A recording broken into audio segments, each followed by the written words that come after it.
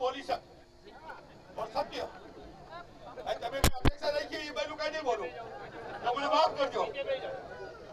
એનું કારણ છે આપણા ભાઈને આપણે છોડાવવાનો છે એટલે આપણે સમાજ અને 18 વર્ષના મહિલાથી છે માટે તમે જો અત્યારે એક નાનું ટેબલ હોય ને આપણે જમતા હોય ઘરે એવા ટેબલ ઉપર ચડી બેઠો છું.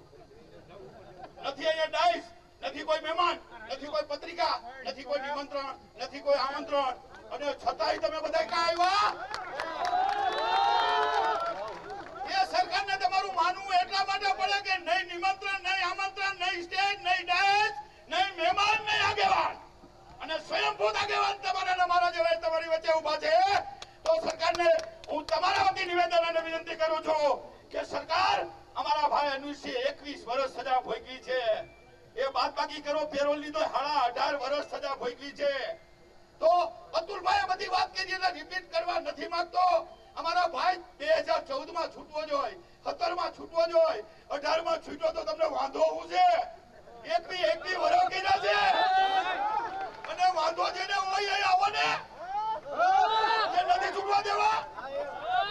તો તમે લાખોની સંખ્યામાં, હજારોની સંખ્યામાં ભેગા થયા છો તો તમે અનુરસિંહનો સમર્થનમાં આવ્યા છો અને હવે તમે ચિંતા કરતા નહીં. મા ભગવતીની કૃપા, હું હનુમાનજીનો જમાઈ છું.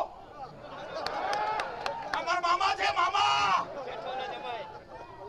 આ જેઠવાના વંશજો છે એ હનુમાનજીનો છે, એનો જમાઈ હું છું. તો હું તો સાચું જ બોલું ને, નકર હનુમાન દાદો પ્રસન્ન ન થાય. મને પાછામાં મૂકવા હનુમાન દાદા આવ્યા હતા અને શંકર ભગવાન સોમવારે લેવા આવ્યા હતા. એ પાછામાં હું સમાજ માટે ગયો હતો અને પાછામાંથી સમાજ જ મને પાછો બહાર લાવ્યા. સમગ્ર ગુજરાતનો ક્ષત્રિય સમાજ પીટી જાડેજા તમારી હારે છે એટલે સરકારે મને ક્લીન ચીટ આપી દીધી અને રિયોગ કરી છોડી દીધો. એટલે તમારો પાઘડી નથી પહેરી એટલે ટોપી ઉતરી ભગતસિંહની ટોપી છે.